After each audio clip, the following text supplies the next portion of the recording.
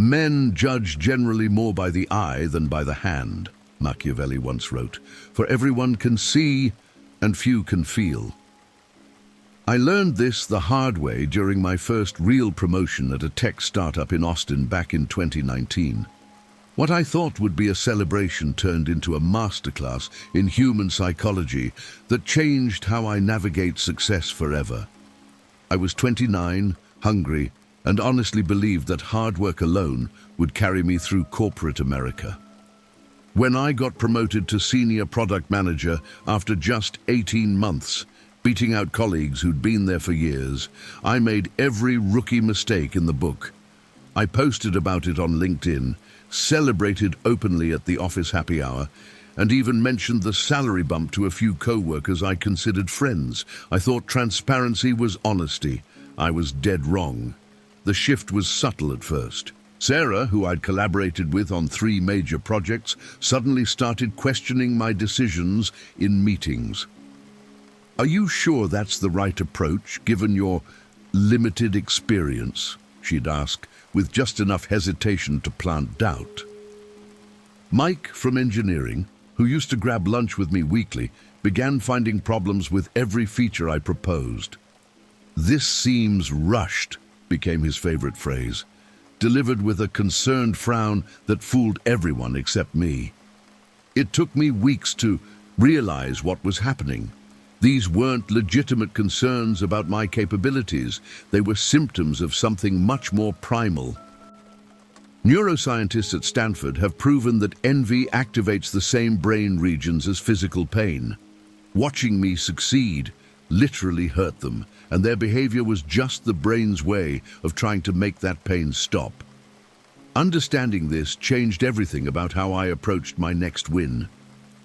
6 months later, when I landed a major client that brought in $200,000 in new revenue, I tried a different strategy. Instead of celebrating, I emphasized the challenges ahead. "Honestly, I'm nervous about managing their expectations," I told the team. "This is going to require all of us working together to deliver something incredible." Same achievement, completely different reaction. Suddenly, Sarah was offering to help, and Mike was suggesting improvements instead of finding problems. That's when I discovered Machiavelli's real genius wasn't about manipulation. It was about understanding the darker aspects of human nature that most people prefer to ignore. Envy is the only sin that gives no pleasure to the sinner. Unlike greed or lust, which at least provide temporary satisfaction, envy just eats away at people from the inside. Once you recognize this, you can protect yourself from its effects. The mistake most successful people make is thinking everyone will celebrate their wins the way they would celebrate others. But here's the brutal truth.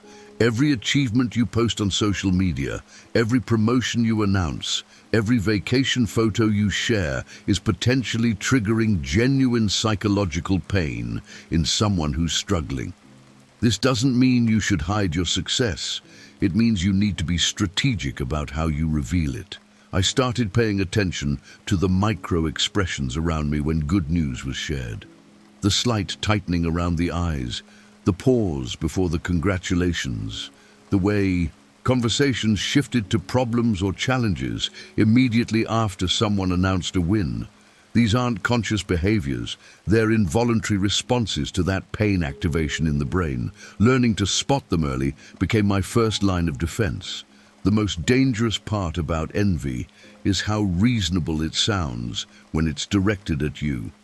"I'm just concerned about the timeline," or "Have you considered the risks?" or "I wonder if there's a better approach." These phrases, delivered with the right tone, can sound like genuine collaboration when they're actually attempts to undermine your confidence. The key is watching for patterns, not isolated incidents. By the end of that year, I'd learned to frame my successes as team efforts, emphasize the work still ahead, and privately celebrate the wins that mattered most. My relationship with Sarah and Mike gradually recovered, though I never forgot the lesson they taught me. Success without strategy is just a target painted on your back, waiting for someone else's pain to find it. The real breakthrough came when I realized this wasn't just about office politics. It was about understanding human nature at its most fundamental level.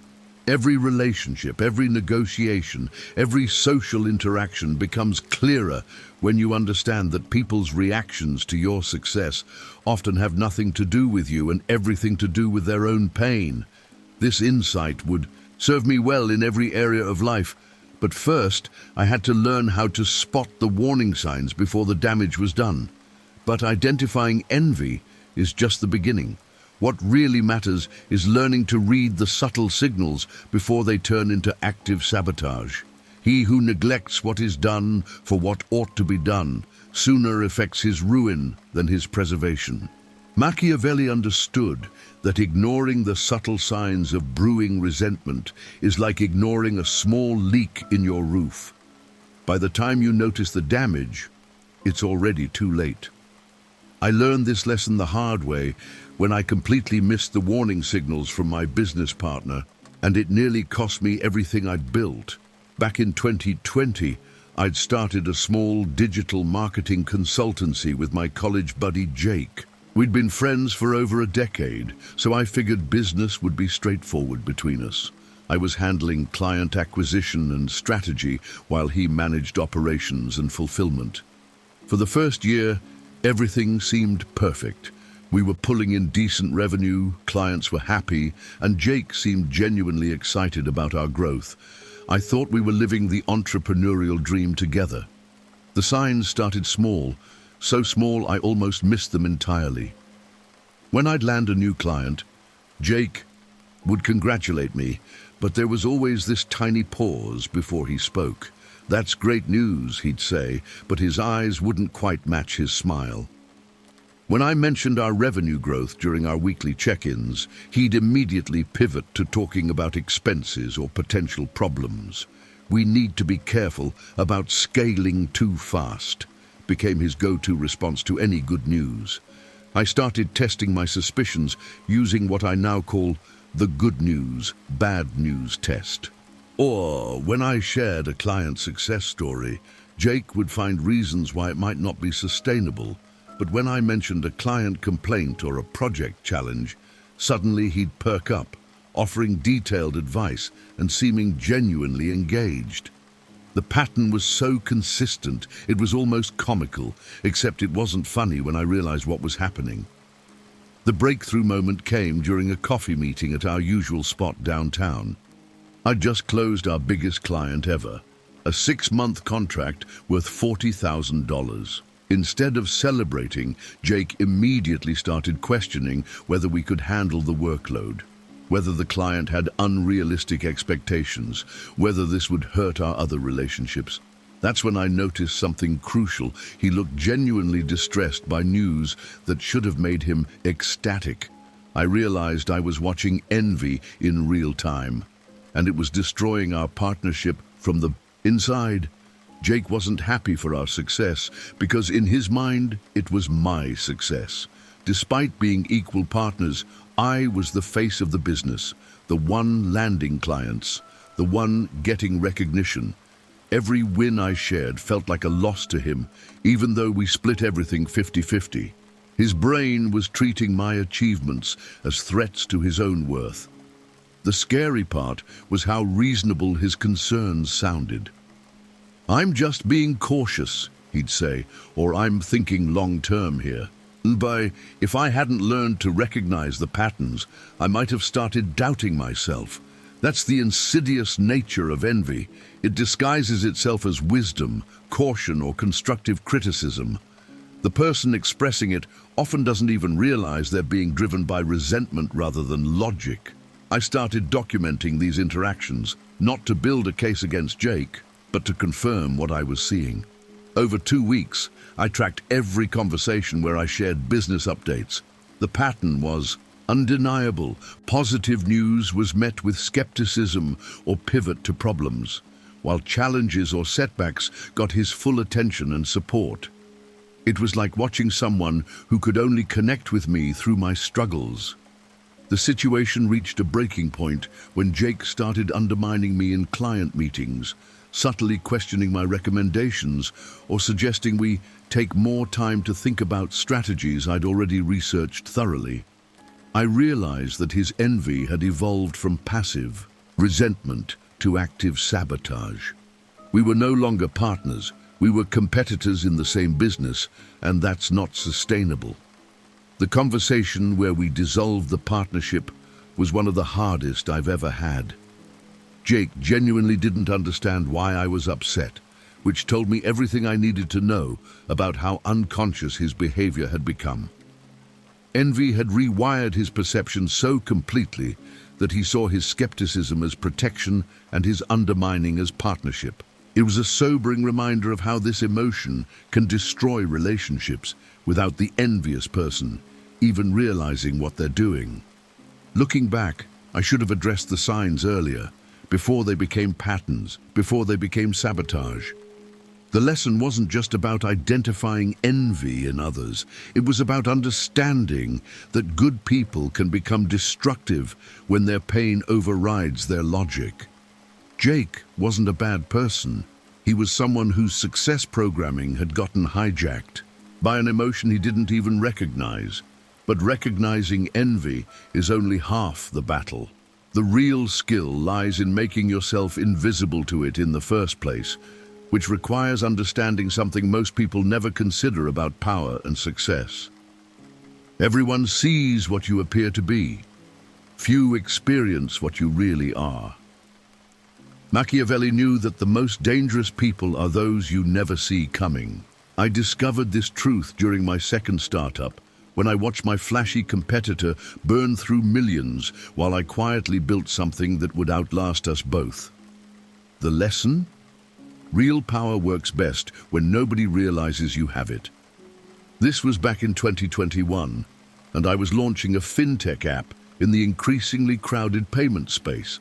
My main competitor was a guy named Marcus who'd raised $3 million in seed funding and couldn't stop talking about it.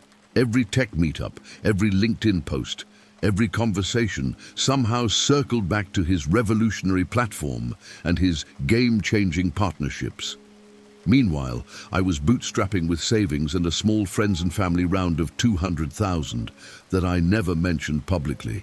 Marcus was everywhere. TechCrunch interviews, conference panels, startup pitch competitions. He hired a PR firm, leased a downtown office with floor-to-ceiling windows, and threw launch parties that cost more than my entire quarterly budget.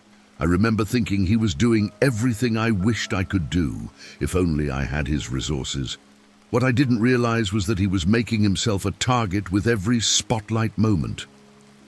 While Marcus was busy being the face of fintech innovation, I was quietly solving the same problems from my home office in a completely different way. Instead of chasing venture capital, I focused on bootstrapped growth. Instead of seeking media attention, I built relationships with small business owners who actually needed what we were building. Instead of revolutionary features, I created simple solutions that worked consistently. The contrast became obvious about 8 months into our respective journeys.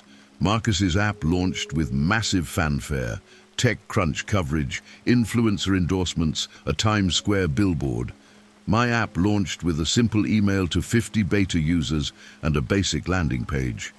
Guess which one had more paying customers by month 3? While he was burning through cash trying to live up to his own hype, I was quietly growing revenue and learning from real user feedback. Here's what I learned about invisible power. Nobody envies what they can't see. Marcus became a lightning rod for criticism, skepticism, and competitors trying to prove he was overhyped. Every feature he announced was immediately copied. Every partnership he celebrated was scrutinized by industry analysts. Every funding round made people wonder if he was really worth the valuation. He couldn't make a move without someone watching and judging. I, on the other hand, was completely under the radar. No one was analyzing my business model, copying my features, or questioning my decisions. I could pivot quickly, test new ideas without public failure, and build partnerships without competitors trying to interfere. The invisibility that I'd initially seen as a disadvantage was actually my greatest strategic asset. The turning point came when Marcus's company started struggling publicly. His burn rate was unsustainable, customer acquisition costs were through the roof, and the market was more competitive than his projections had assumed. Every misstep was documented by the same tech blogs that had celebrated his launch. He couldn't quietly fix problems because he'd made himself too visible to fail discreetly. When his company finally shut down 18 months later, the industry treated it as a cautionary tale about overhyped startups and unrealistic valuations. But I knew the real story. Marcus had violated the fundamental law of invisible power. He'd made his strength visible, which made his weaknesses visible too. Success had become performance, and performance had become vulnerability. My app, meanwhile, was steadily growing. No fanfare, no press releases, just sustainable revenue and happy customers. When I eventually did raise venture capital, 2 years after Marcus's company folded, it was because investors came to me, not because I was chasing them. The deal happened quietly, with minimal public attention, which is exactly how I wanted it. The lesson extends far beyond business. I've used this principle in job negotiations, personal relationships, and social situations. Let others be the peacocks while you build real capability in the shadows. Let them have the spotlight while you develop the skills. Let them announce their intentions while you quietly execute on yours. But there's an art to staying invisible without being forgotten entirely. Sometimes you need to deflect attention rather than simply avoiding it, especially when success starts becoming impossible to hide. It is much safer to be feared than loved, but the ideal is to be respected. Machiavelli understood that when you can't hide your success completely, you need to redirect attention like a magician redirects the eye. I mastered this art during a particularly tricky situation at my corporate job, where getting a massive promotion could have made me a target if I'd handled it wrong. This happened in early 2022, when I was working as a senior analyst at a mid-sized consulting firm in Chicago. I'd been quietly positioning myself for a director role that everyone knew was opening up. The problem was, so had my colleague David, who'd been with the company 2 years longer and had what you might call a traditional path to leadership. When I got the promotion instead of him, I knew I had about 48 hours to manage the fallout before it became permanent resentment. The announcement came on a Tuesday morning during our weekly team meeting. I could literally feel the energy shift in the room when our VP Sarah said my name instead of David's. You know that moment when everyone suddenly finds their coffee cups fascinating? That's what happened. David's face went completely neutral, which was somehow worse than if he'd looked angry. I knew I was walking into a minefield that could explode my relationships with half the team. Here's what I didn't do: celebrate, thank people for their support, or talk about my vision for the role. Instead, I immediately deflected to the challenges ahead. Honestly, I'm nervous about this, I said, looking directly at David. The client expectations are brutal right now, and we're already stretched thin. I'm going to need everyone's expertise to not completely screw this up. The room relaxed slightly. I'd reframed my promotion from a victory to a burden. After the meeting, I pulled David aside for coffee. This was the critical moment. Instead of trying to smooth things over or explain why I deserved it, I asked for his help. Look, you know this client base better than anyone, I told him. I can't succeed in this role without your knowledge. Would you be willing to co-lead the Henderson account transition with me? I wasn't just deflecting. I was offering him a chance to shine alongside my new responsibilities. The Henderson account was our biggest client, worth about $800,000 annually. By suggesting we co-lead it, I was essentially giving David visibility on the most important relationship in our portfolio. It was a strategic deflection that served multiple purposes. It acknowledged his expertise, gave him a win to announce to his own network, and protected me from being seen as someone who hoarded opportunities. Over the next month, I consistently deflected credit for early wins to team members who'd contributed. When our proposal to a new client got accepted, I made sure to mention David's market analysis in the company-wide email. When we beat our quarterly targets, I highlighted Sarah's strategic guidance in my report to senior leadership. Every success became a team story, not a personal victory. The transformation was remarkable. David, who could have become my biggest internal enemy, became one of my strongest allies. The rest of the team started seeing me as someone who elevated others rather than just climbing the ladder myself. By deflecting credit consistently, I actually built more influence than if I'd tried to hoard all the recognition. 6 months later, when David got promoted to senior director in our new business unit, he specifically requested that I be part of his transition team. The guy who'd initially resented my success had become someone who actively sought my collaboration. That's the power of strategic deflection. It transforms potential enemies into allies by making them look good in the process. The key insight was understanding that people don't resent your success nearly as much when they feel included in it. By deflecting credit, I wasn't diminishing my own contributions. I was building a reputation as someone who makes others successful. That reputation became more valuable than any individual achievement I could have claimed. But deflection has to feel genuine, not calculated. The moment people sense you're being strategically humble, the whole thing backfires.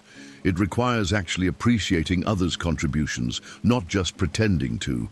The best deflection comes from genuine recognition that success is rarely a solo effort, even when you're the one getting the title. The lesson extends beyond office politics. I've used this approach in everything from accepting awards to handling social media success.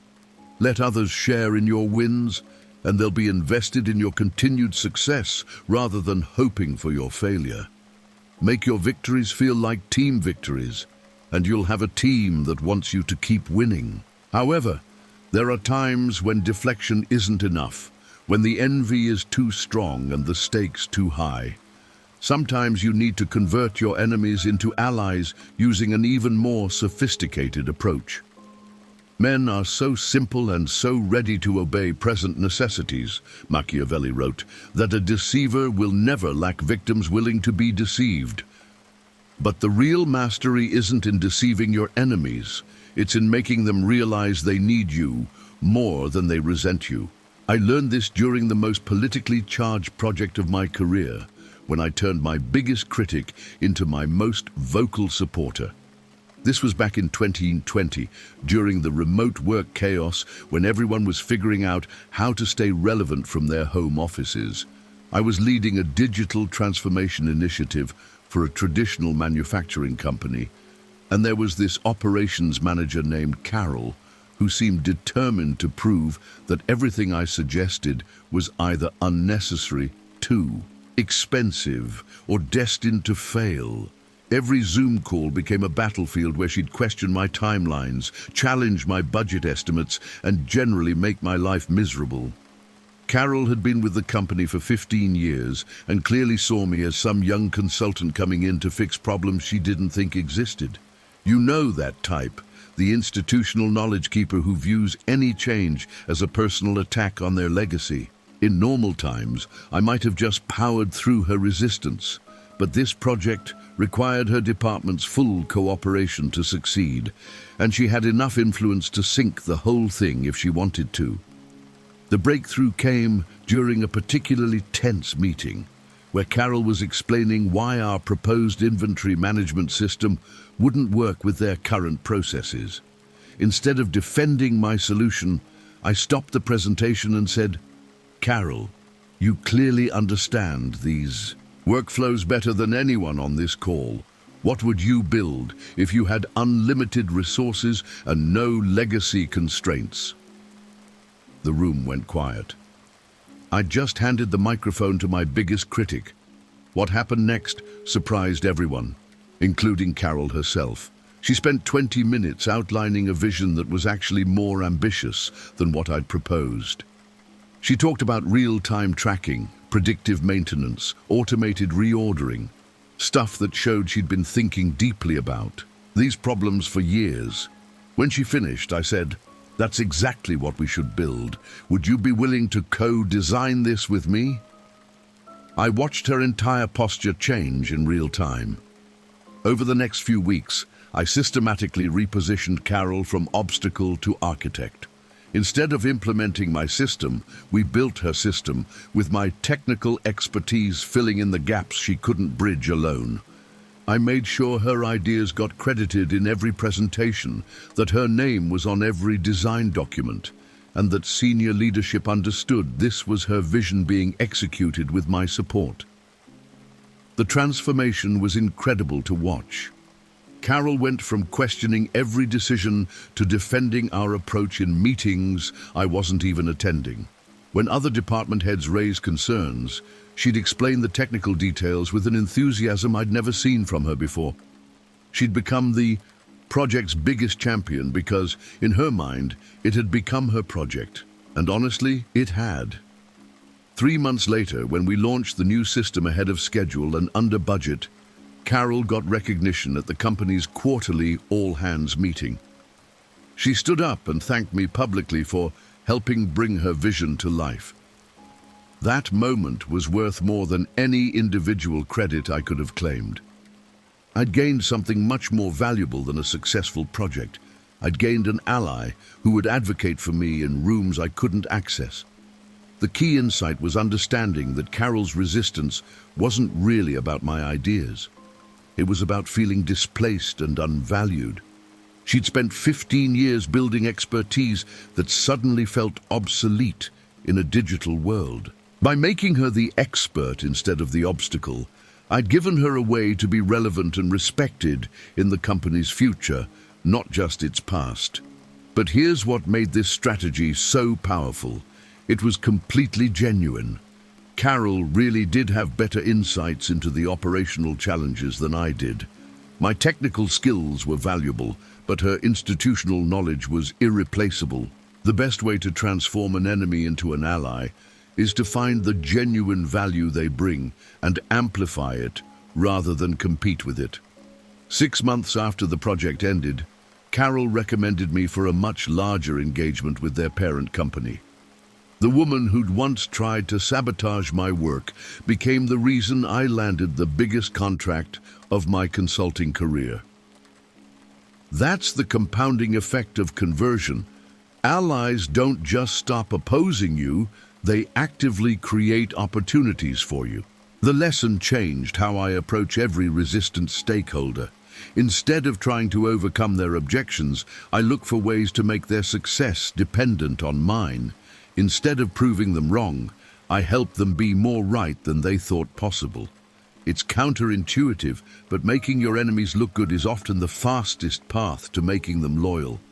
But sometimes conversion isn't possible, and direct confrontation isn't smart. That's when you need a more subtle approach, one that makes you harder to attack by making your strengths less obvious. He who abandons what is done for what ought to be done rather moves towards his ruin than his preservation. Machiavelli knew that appearing invulnerable makes you a target, while strategic weakness makes you human. I discovered this counterintuitive truth when my attempt to project strength nearly destroyed my credibility, and only admitting my struggles saved my reputation. Back in 2019, I was running a small marketing agency and desperately trying to compete with established firms that had teams 10 times our size. My strategy was simple: never let clients see me sweat. I projected confidence in every meeting, promised aggressive timelines I wasn't sure we could hit, and basically tried to appear like the kind of seasoned professional who had everything under control. I thought vulnerability was weakness, and weakness was death in a competitive market. The facade worked for about 6 months, until we landed a client whose expectations were completely unrealistic, but whose contract was too valuable to turn down. They wanted a complete rebranding, website overhaul, and marketing strategy delivered in 8 weeks, something that normally takes 4 months. Instead of explaining the challenges, I smiled confidently and said we'd make it happen. After all, admitting limitations would make us look amateurish. Right? Wrong. 3 weeks in, we were drowning. My team was working 16-hour days. The quality was suffering, and I could see the client getting increasingly frustrated with our missed check-ins and delayed deliverables. But instead of addressing the problem honestly, I doubled down on the confidence act. Everything's on track, I kept saying, even as it became obvious to everyone that everything was definitely not on track. The breaking point came during a video call where the client directly asked if we were struggling. With the timeline, I had 2 choices: maintain the illusion that we had everything under control, or admit that we'd bitten off more than we could chew. Something in his tone told me he already knew the answer, so I took a deep breath and told the truth. Honestly, we're in over our heads. This timeline was ambitious, and we're not delivering the quality either of us wants. What happened next completely surprised me. Instead of firing us, the client leaned back in his chair and said, "Thank God you finally said that. I've been watching you guys kill yourselves for 3 weeks, and I was starting to think you didn't care enough to ask for help." He explained that he'd worked with agencies before, that he understood complex projects rarely go exactly as planned, and that he'd rather work with someone honest about challenges than someone pretending everything was perfect. We renegotiated the timeline, brought in a freelancer to help with the workload, and ended up delivering something better than what we'd originally promised. But more importantly, that moment of vulnerability transformed our relationship from vendor-client to collaborative partners. He started referring other clients to us, specifically telling them that we were honest about what we can and can't do, which is rare in this industry. The lesson hit me like a freight train. People don't trust perfection because perfection doesn't exist. When you present yourself as someone who never struggles, never makes mistakes, and never needs help, you don't seem competent, you seem fake. Audiences, whether they're clients, colleagues, or friends, connect with people who are excellent at what they do but human in how they do it. I started strategically sharing challenges in controlled ways, not complaining or making excuses, but acknowledging real difficulties and explaining how we were addressing them. This project is pushing us to learn new skills, which is exciting but also means some trial and error. Or we're entering territory we haven't explored before, so we're being extra careful with quality control. Same challenges, completely different framing. The shift in how people responded was immediate and dramatic. Clients started viewing us as partners who were invested in getting things right rather than vendors trying to impress them. Team members felt safer admitting when they needed help, which meant problems got solved faster instead of getting hidden until they exploded. Even competitors started treating us with more respect, because vulnerability paradoxically projected confidence in our ability to handle whatever came up. The key was understanding the difference between weakness and humanity. Weakness is, "I don't know what I'm doing." Humanity is, "This is challenging, and here's how I'm approaching it."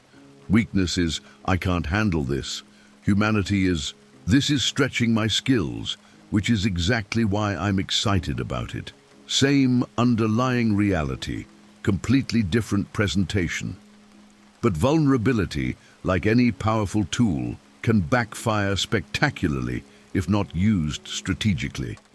There are times when showing weakness invites attack rather than sympathy, and learning to read those situations correctly can mean the difference between building trust and destroying your credibility. Sometimes you need to use people's assumptions against them in more sophisticated ways. All see what you appear to be, few experience what you really are. Machiavelli understood that the most effective influence happens when people don't realize they're being influenced. I learned to master this principle during a particularly nasty office rivalry, when I used my opponent's own jealousy to broadcast exactly the information I wanted everyone to hear. This was during my time at a consulting firm in Denver, around 2021.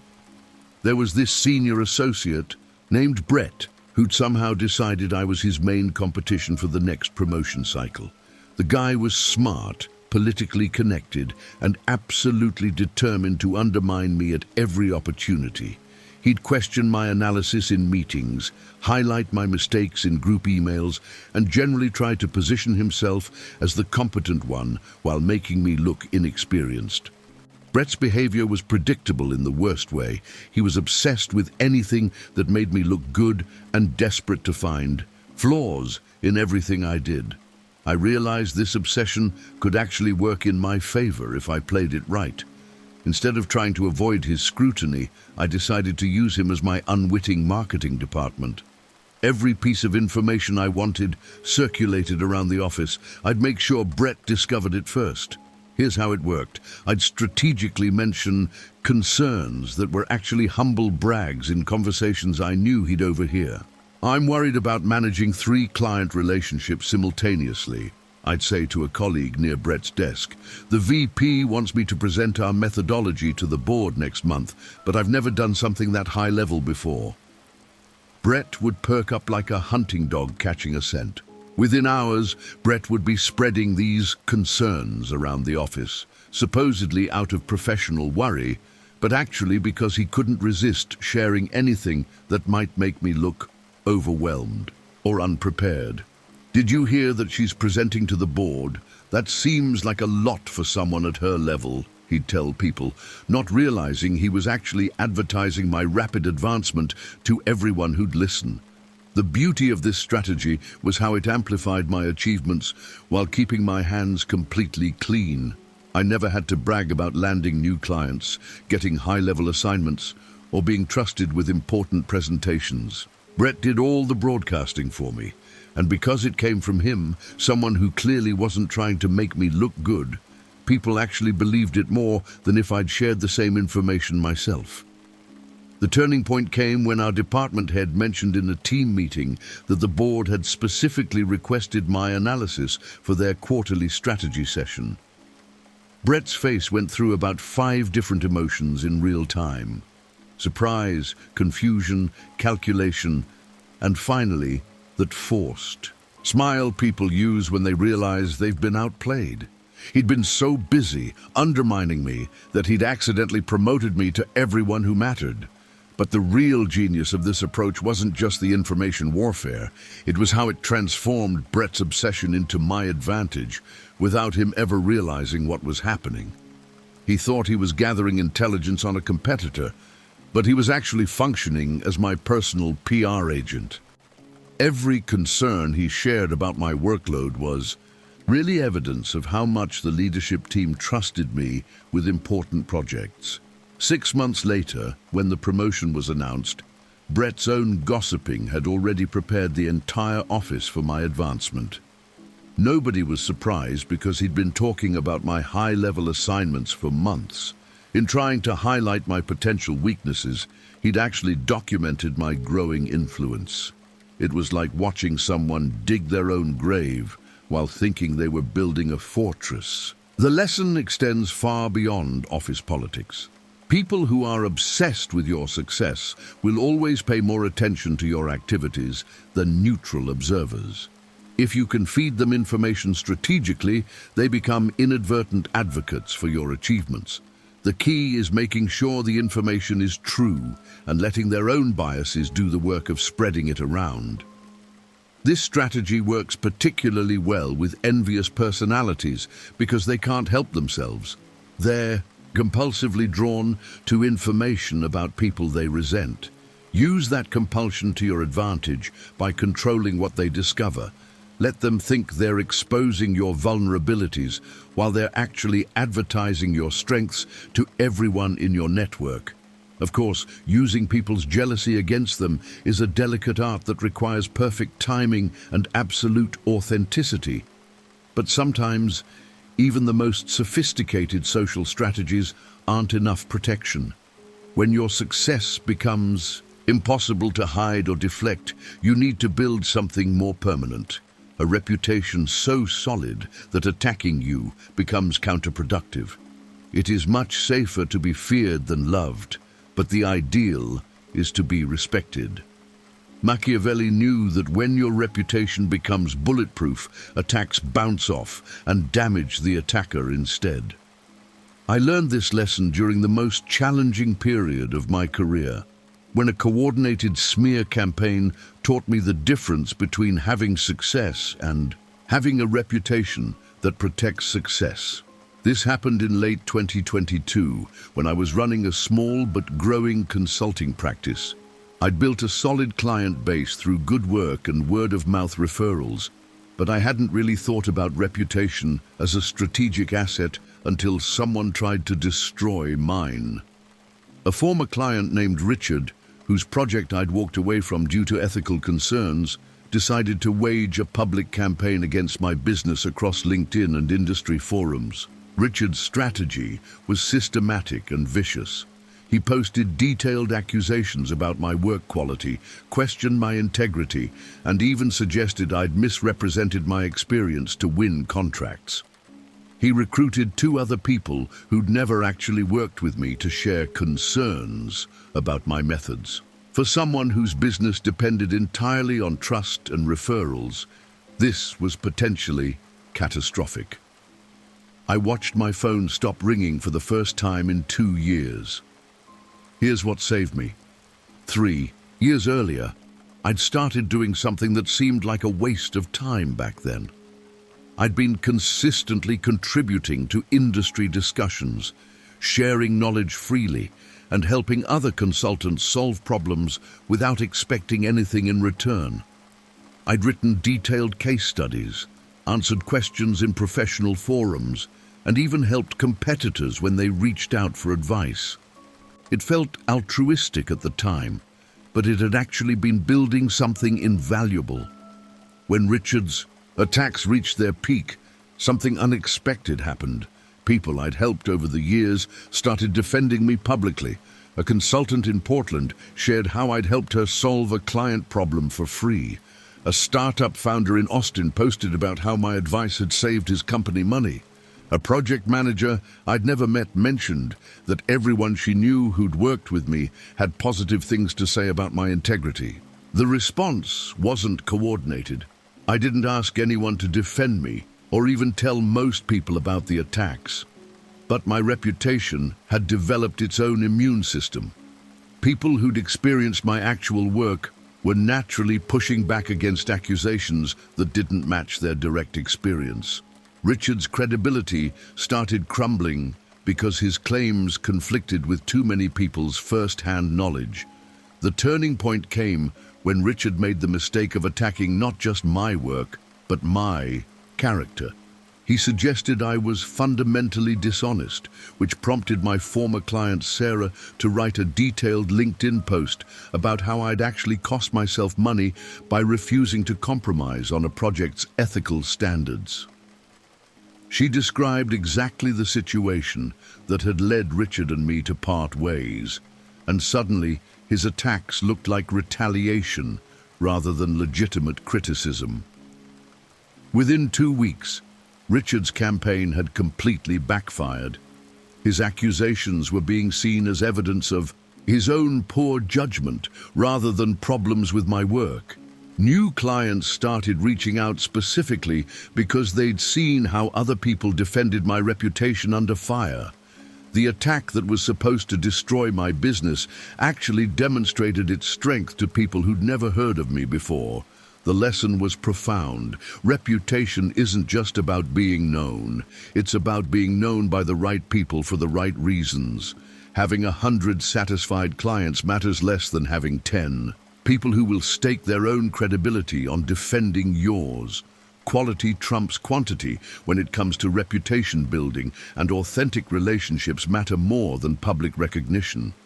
I realized I'd accidentally built what security experts call defense in depth, multiple layers of protection that made my business resilient against attacks. My reputation wasn't dependent on any single relationship or achievement. It was distributed across dozens of people who'd experienced my work directly. Attacking me meant attacking their judgment, which made them natural allies in defending my credibility. The experience changed how I think about every professional interaction. I stopped seeing networking as transactional and started viewing it as reputation insurance. Every piece of advice I shared, every problem I helped solve, every relationship I built authentically was actually creating a shield that would protect me during future challenges. The time I invested in others, success became the foundation of my own security. 6 months later, Richard tried to restart his attacks using a different approach, but nobody paid attention. He'd already discredited himself, and my reputation had only gotten stronger through the trial by fire. That's when I understood Machiavelli's real insight. The best defense isn't hiding from conflict.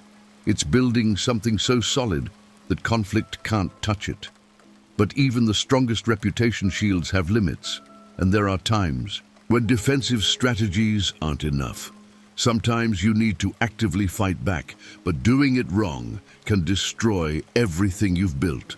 Know yourself and know your enemy, and you need not fear the result of 100 battles. Machiavelli understood that when someone attacks your character, responding emotionally gives them exactly what they want. I learned this during a brutal workplace conflict that taught me how to turn an attacker's aggression into their own weakness, using nothing but patience and strategic silence.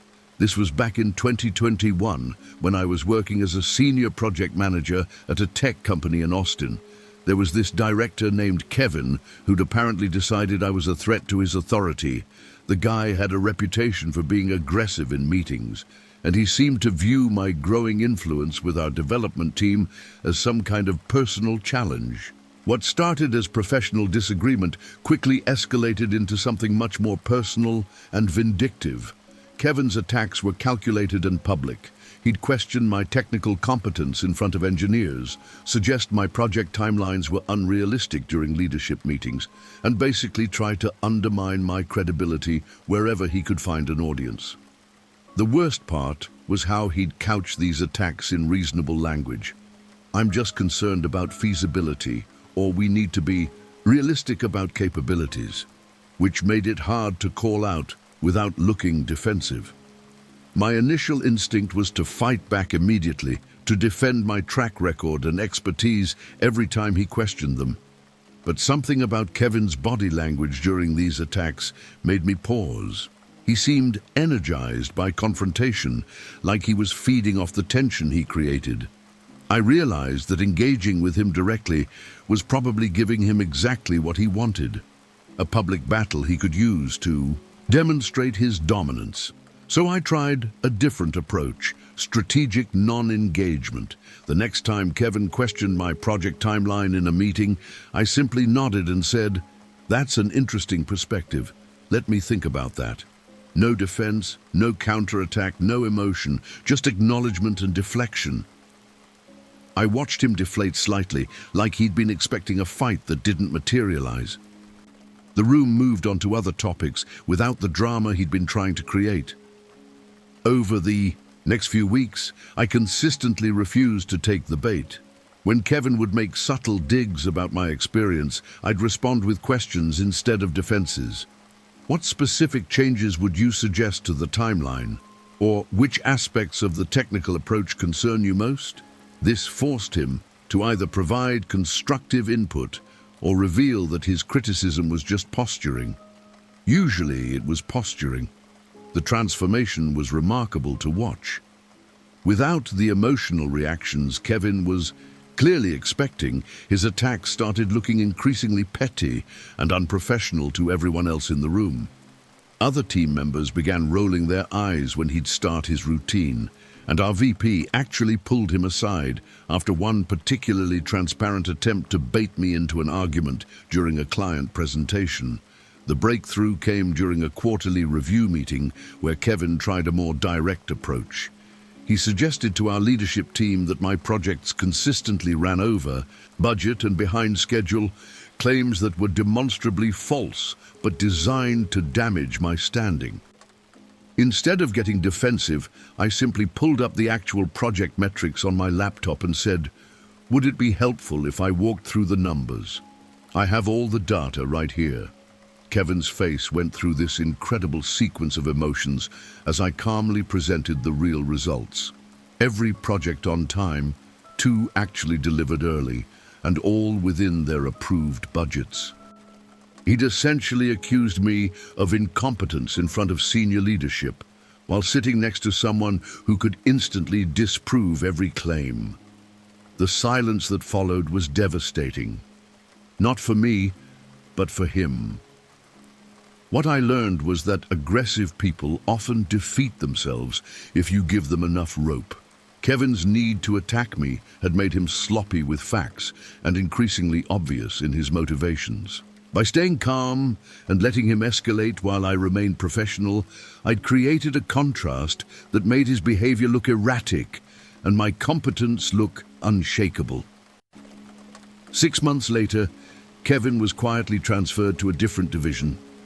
Not because anyone had complained about him directly, but because his behavior pattern had become too disruptive and too obvious. Meanwhile, I'd gained a reputation for being unflappable under pressure, which actually enhanced my standing with leadership more than winning any direct confrontation would have. The lesson changed how I handle every hostile interaction.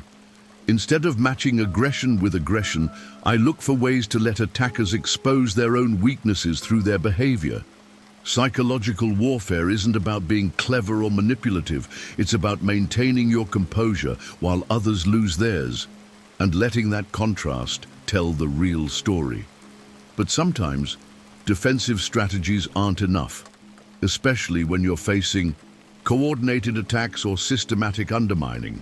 That's when you need to shift from defense to active neutralization, using methods that are more direct but require perfect execution. He who neglects what is done for what ought to be done sooner affects his ruin than his preservation. Machiavelli knew that when enemies coordinate their efforts, half measures become full disasters.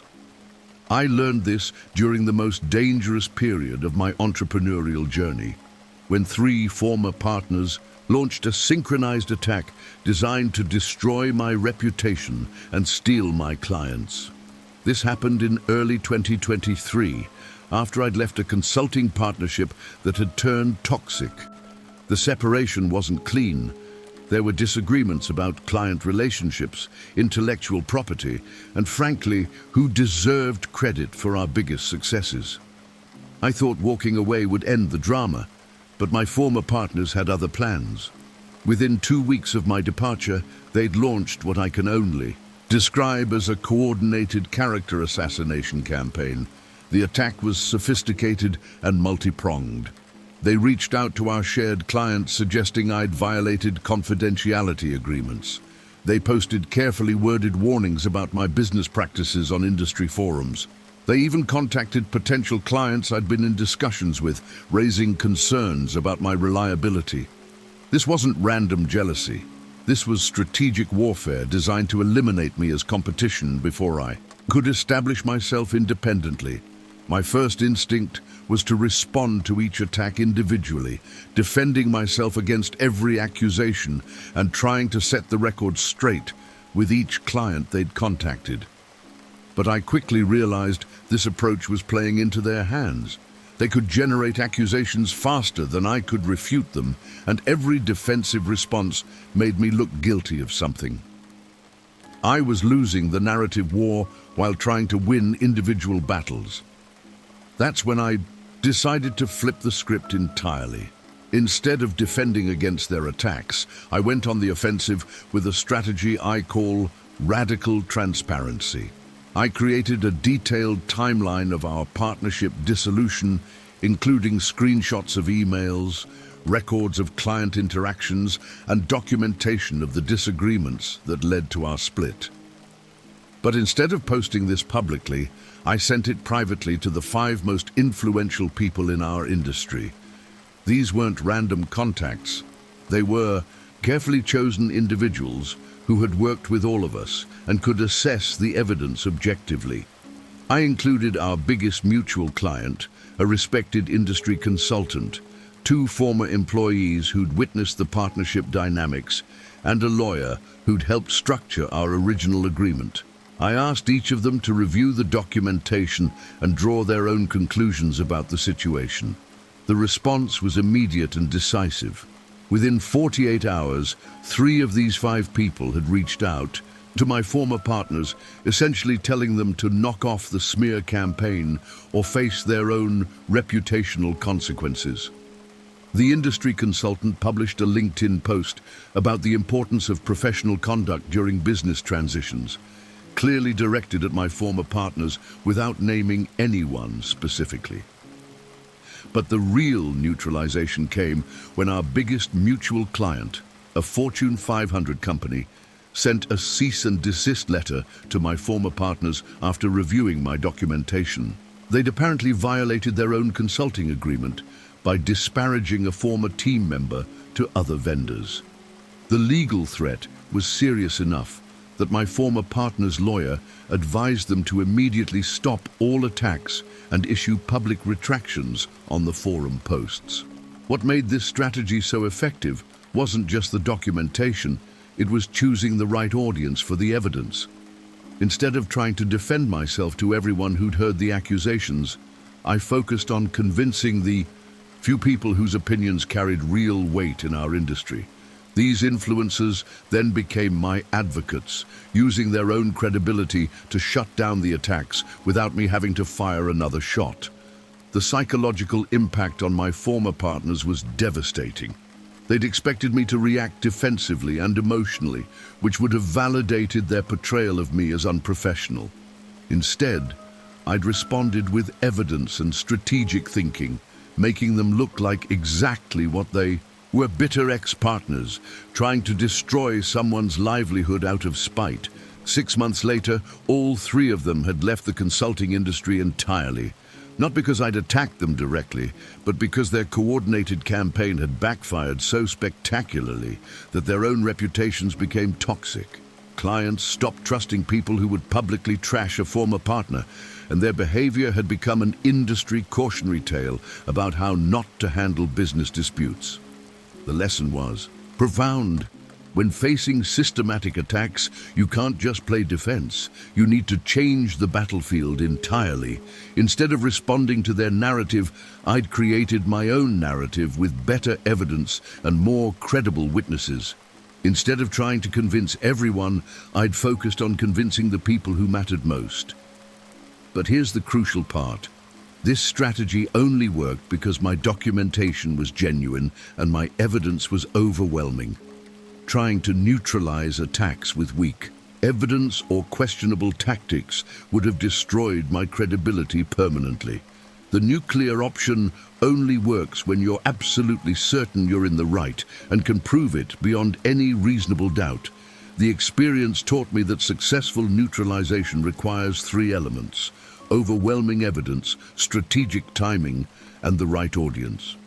But sometimes, even neutralization isn't enough.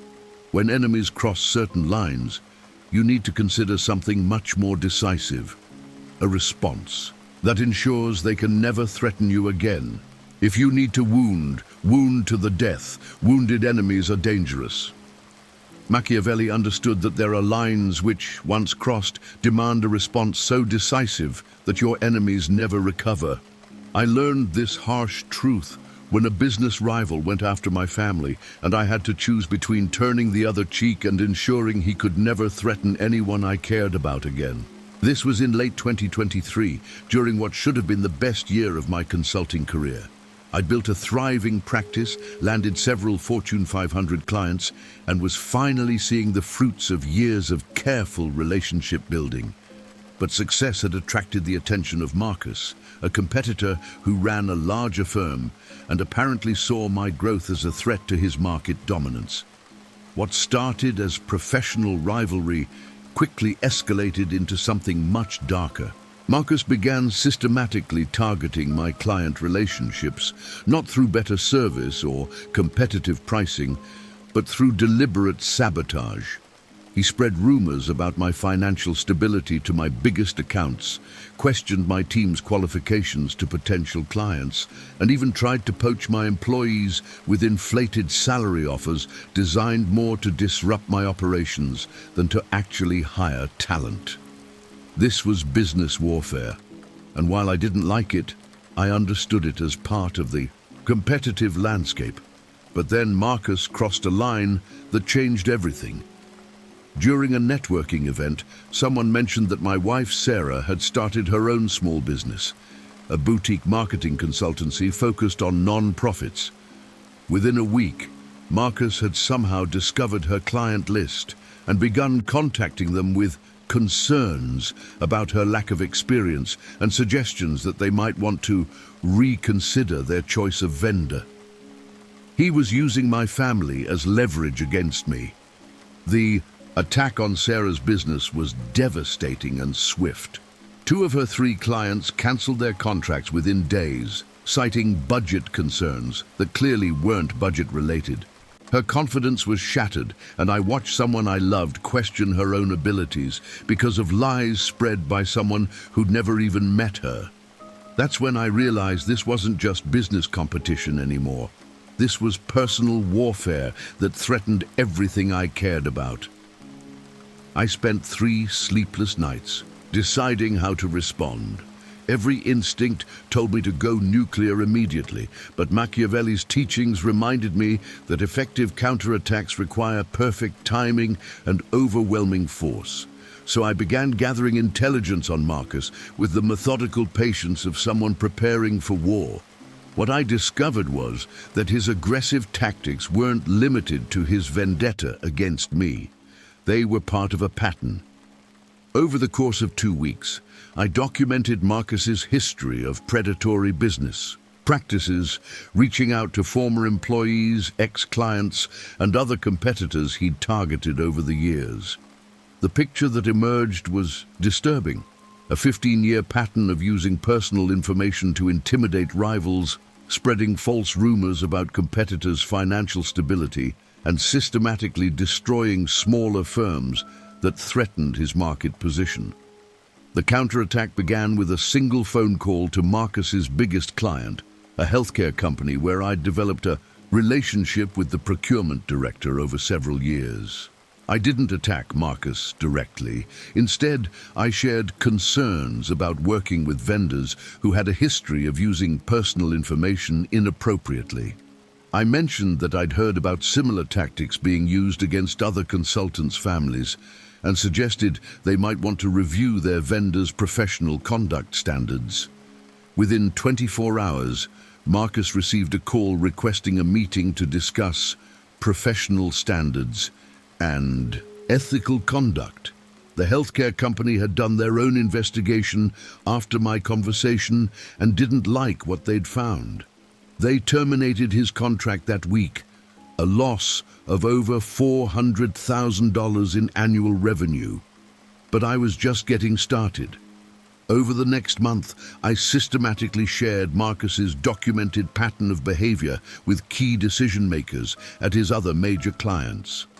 Not as gossip or rumors, but as documented evidence of professional conduct that these companies needed to be aware of. I never mentioned my personal situation. I simply presented the pattern and let them draw their own conclusions about whether they wanted to work with someone who operated that way. The results were devastating for Marcus. He lost 3 major clients within 6 weeks. His reputation in the industry became toxic, and several potential hires withdrew their applications after learning about his business practices. The firm that had seemed so threatening to my success was suddenly struggling to survive, and it was entirely due to Marcus's own documented behavior coming to light. The final blow came when Marcus tried to retaliate by escalating his attacks on Sarah's business. But by then, I'd already shared his pattern of targeting competitors' families with the local business association's ethics committee. When his new attacks began, they were immediately seen as retaliation against someone who'd exposed his unethical behavior. The committee launched a formal investigation that resulted in Marcus being banned from several industry organizations. 6 months later, Marcus's firm collapsed entirely. Not because I destroyed it directly, but because his own pattern of predatory behavior had finally caught up with him in a way he couldn't recover from. The man who'd built his success on intimidating others discovered that those same tactics, when exposed systematically, become the foundation of his own destruction. The lesson was sobering. Sometimes the only way to stop a predator is to make sure they can never hunt again. But the key was using Marcus's own behavior as the weapon against him. I didn't need to lie, exaggerate, or engage in the same unethical tactics he'd used. I simply ensured that his documented actions reached the people who needed to know about them. But this level of response comes with serious responsibilities and risks. The nuclear option should only be used when someone has crossed lines that threaten what you can't afford to lose, and only when you have overwhelming evidence of their pattern of harmful behavior. Some victories come at a cost that changes you forever, and building immunity to future attacks requires a completely different approach. Fortune is a woman, and if you wish to keep her under, it is necessary to beat her and ill-use her, and it is seen that she allows herself to be mastered by the adventurous rather than by those who go to work more coldly. Machiavelli knew that the ultimate victory isn't defeating your enemies, it's becoming so essential that attacking you damages the attacker more than it hurts you. I discovered this final truth when I stopped trying to protect myself from envy and started making envious people depend on my success for their own. This realization came in 2024. After years of navigating the corporate and entrepreneurial battlefields I've described, I'd learned to identify envy, deflect attention, convert enemies into allies, and when necessary, neutralize threats completely. But I was still playing defense, still reacting to other people's resentment instead of transcending it entirely. That changed when I took on the biggest challenge of my career and used it to build something that made me immune to attack. The opportunity came when a struggling tech startup reached out for help. They'd burned through 2 rounds of funding, their product was failing in the market, and their board was considering shutting down the company entirely. Most consultants wouldn't touch a situation this toxic, but I saw something different. A chance to create so much value that my success would become inseparable from everyone else's survival. Instead of taking a traditional consulting fee, I negotiated an equity stake and a success-based compensation structure. My payment was directly tied to the company's turnaround, which meant that everyone, from the CEO to the junior developers, had a personal interest in my strategies working. I wasn't just another consultant they could blame if things went wrong. I was literally invested in their future success. The transformation took 18 months of brutal work. We rebuilt their product from the ground up, completely overhauled their market positioning, and systematically addressed every operational weakness that had led to their near collapse. But more importantly, I made sure that every team member understood exactly how their role contributed to our collective success. The victory wasn't mine alone. It belonged to everyone who'd bet their career on making this turnaround work. When the company was acquired for $42 million 2 years later, something remarkable happened. Instead of the usual post-success political maneuvering and credit disputes that plague most organizations, every single team member became an advocate for my approach. They weren't just satisfied clients, they were people whose careers and financial futures had been transformed by the experience we'd shared. But the real power became apparent 6 months after the acquisition, when rumors started circulating that I'd somehow manipulated the sale price or taken credit for work I hadn't done. These weren't attacks from strangers.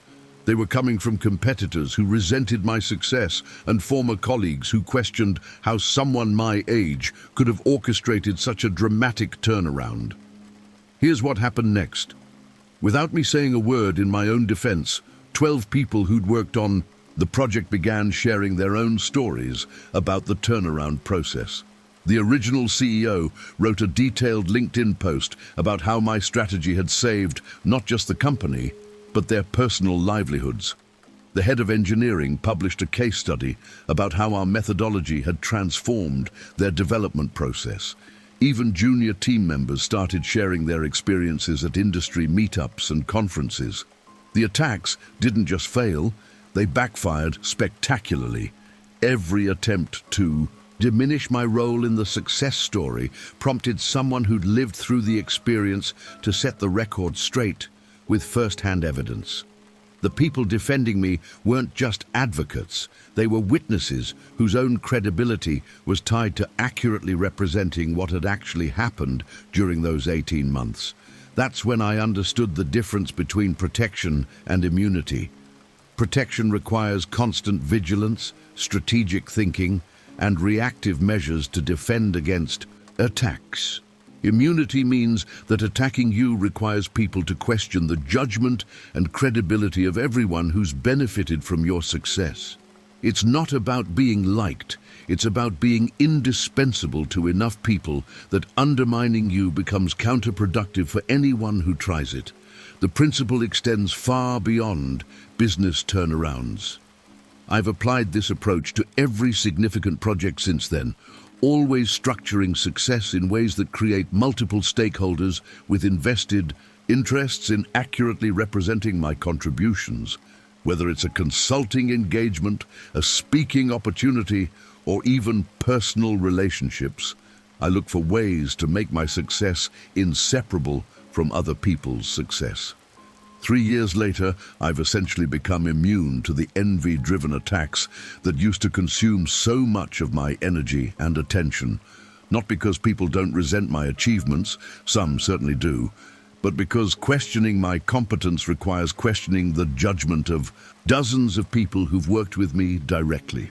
The network effect of shared success creates a reputation that's distributed across so many advocates that no single attack can damage it. The final lesson Machiavelli taught me was that envy is actually a compliment disguised as an attack. Every person who resents your success is essentially admitting that you've achieved something they want but can't attain themselves. Once you understand this, envy becomes a measurement of your impact rather than a threat to your security. But here's the most important insight. Building immunity to envy isn't about defeating envious people. It's about transcending the entire game they're trying to play.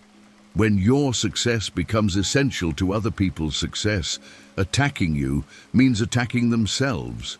That's when you've moved beyond the reach of envy entirely, not because it doesn't exist, but because it can no longer touch what you've built. The journey from that naive promotion celebration in Austin to this point has taught me that Machiavelli wasn't just writing about political power. He was describing human nature at its most fundamental level.